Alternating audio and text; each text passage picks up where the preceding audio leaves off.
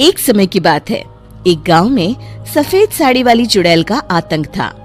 चुड़ैल रात भर गांव में घूमती और गांव का जो भी आदमी उसे दिखाई देता उसे वो घायल कर देती। अरे कोई तो बचाओ, मर गया रे। एक रात हरिया अपने खेत से अपने घर लौट रहा था कि तभी अचानक उसके सामने चुड़ैल आ जाती है। अरे बाप रे, ये चुड़ैल कहाँ से आ गई? आज तो मैं गया काम से।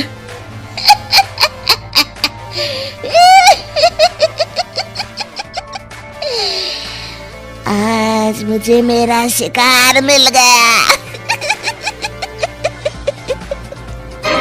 अरे चुड़ैल दीदी, मुझे छोड़ दो।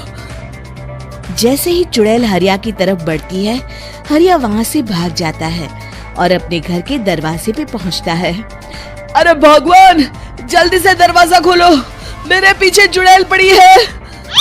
हरिया की पत्नी जल्दी से दरवाजा खोल देती है। अरे आप इतना हाफ क्यों रहे हैं? अरे मेरे पीछे चुड़ैल पड़ी है, आज तो मैं बाल बाल बच गया।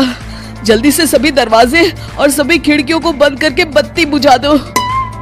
तभी चुड़ैल हरिया के घर के पास पहुंच जाती है। अरे वो आदमी कहाँ गायब हो गया? मैं भी देखती हूँ आखिर कब तक बचेगा। मैं अपने शिकार को इतनी आसानी से नहीं छोड़ती। इतना कहकर चुड़ैल वहाँ से चली जाती है। वहीं दूसरी तरफ हरिया और उसकी पत्नी दोनों अपने घर की खिड़की से ये सब देख रहे होते हैं। अरे बाप रे, ये तो बड़ी डरावनी चुड़ैल थी। अगले दिन ये बात आग की तरह पूरे गांव में फैल जाती है और धीरे धीरे लोग चुड़ैल के डर के मारे शाम होते ही अपने घरों से बाहर निकलना बंद कर देते हैं। कुछ दिनों के बाद भाई, मैंने तो इस चुड़ैल के डर के मारे रात को अपने खेतों को पानी देना बंद कर दिया है। कहीं मेरी फसल सूख गई तो मैं तो कहीं का नहीं रहूंगा। साहूकार का कर्जा कैसे चुकाऊंगा? अरे भाई, पूरे गांव वालों का यही हाल है। पता नहीं ये चुड़ैल हमारे गांव में कहां से आ गई। फिर एक दिन गांव के पास वाली नदी के किनारे एक बहुत बड़े तांत्रिक के आने की बात कुछ गांव वालों को पता चलती है।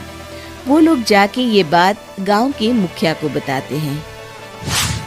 मुखिया जी, नदी के किनारे एक बहुत ही पहुंचे हुए तांत्रिक बाबा आए हैं। हमें उनसे मदद मांगनी चाहिए। मैंने सुना है वो बड़े बड़े भूतों और चुड़ैलों को अपने वश में कर लेते हैं। मुखिया जी सभी गांव वालों को लेकर उस तांत्रिक के पास पहुंच जाते हैं।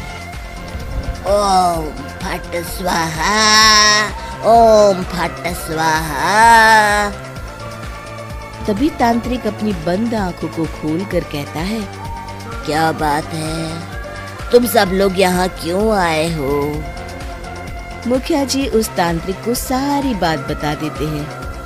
अच्छा, तो ये बात है। और तांत्रिक अपनी आंखों को बंद कर लेता है।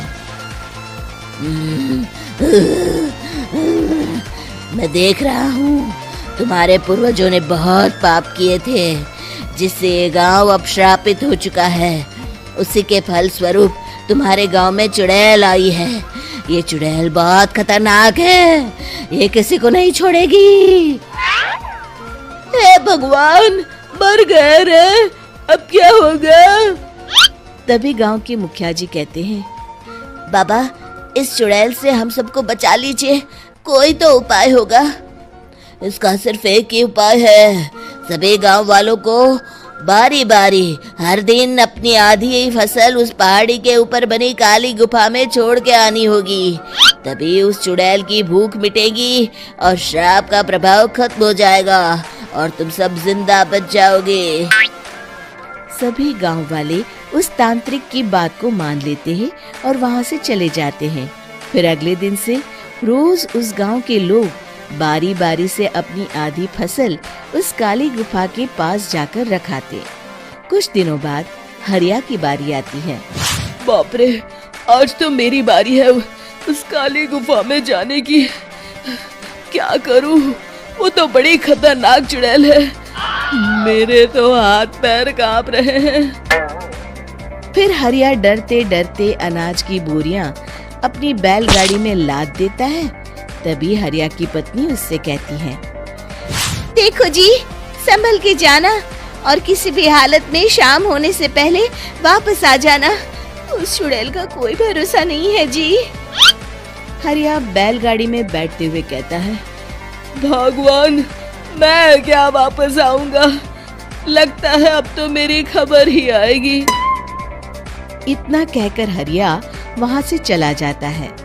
रास्ते में जंगल से गुजरते हुए हरिया की बैलगाड़ी का एक चक्का बड़े गड्ढे में फंस जाता है।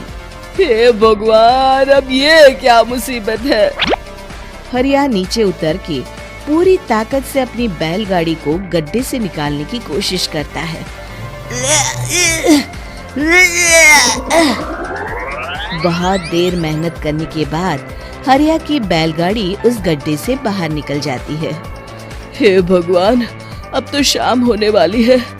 आज तो मैं गया काम से। जैसे तैसे हरिया काली गुफा में पहुंच जाता है। अरे मर गया रे, यहाँ तो चारों तरफ डरावना माहौल है। मैंने यहाँ आने में बहुत देर कर दी, कहीं चुड़ैल नाराज ना हो जाए। हरिया अनाज की बोरियां वहां रख के जैसे ही जाने लगता है, तभी उसे किसी के आने की आवाज सुनाई देती है। हरिया एक कोने में छुपकर अंदर देखने लगता है।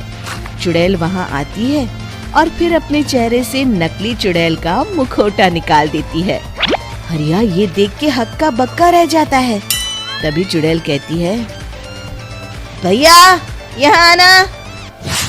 आज तो बहुत अनाज आया है, इसे मिलाकर अब हमारे पास ढेर सारा अनाज जमा हो गया है। कल ही हम इसे शहर में बेच आएंगे और माला माल हो जाएंगे। तभी अंदर से नदी के किनारे वाला तांत्रिक बाहर आता है। अरे, ये तो तांत्रिक बाबा है। हाँ, अब तो हम दोनों की जिंदगी मजे में कटेगी। गांव वालों को बेवकूफ बनाना इतना भी मुश्किल नहीं था। लोग तो तुम्हें सच में असली चुड़ैल समझते हैं। हाँ, तुमने सही कहा। अब ये गांव वाले चुड़ैल के डर से जिंदगी भर इस काली गुफा में अनाज पहुंचाते रहेंगे। अच्छा, तो ये बात है। ये दोनों पूरे गांव वालों को बेवकूफ बना रहे हैं। अभी जाकर सबको बताता हूँ। हरिया उन दोनों की पूरी बातें सुन लेता है और जल्दी से वापस गांव में आता है। गांव वालों को पूरी बात बता देता है। इससे पहले वो दोनों हमारा अनाज लेकर शहर जाए, हमें उन दोनों को पकड़ना होगा। उधर दूसरी तरफ नकली तांत्रिक और नकली चुड़ैल बनी औरत एक बड़ी गाड़ी में सारा अनाज लाद के वहां से निकलने की तैयारी कर रहे होते हैं। जल्दी करो, इससे पहले हमें कोई देख ले। हमें यहाँ से निकलना होगा। और तभी वो दोनों देखते हैं कि सामने से सभी गांव वाले अपने अपने हाथों में मशाल लेके आ रहे हैं। दोनों बुरी तरह डर जाते हैं। रुक जाओ, तुम दोनों का भांडा फूट चुका है। अरे मर गए रे, ये गांव वाले कहाँ से आ गए? तुमने क्या सोचा इतनी आसानी से यहाँ से निकल जाओगे? ये अनाज हमने अपने खून पसीने से दिन रात खेतों में मेहनत करके उगाया है। दोनों मुखिया जी के पैरों में गिर जाते हैं। हमें माफ कर दीजिए, हम दोनों एक नंबर के कामचोर हैं। बिना मेहनत किए पैसे कमाना चाहते थे। हाँ हाँ, अब हम आगे से मेहनत मजदूरी करके पैसे कमाएंगे। हमें कुछ मत करना, हमें छोड़ दीजिए। इतना कह के दोनों गांव छोड़ के भाग जाते हैं और सभी गांव वाले फिर से खुशी खुशी रहने लगते हैं। शिक्षा तभी तो कहते हैं कि किसी भी समस्या का समाधान केवल सूझबूझ से ही करना चाहिए और कभी हिम्मत नहीं हारनी चाहिए।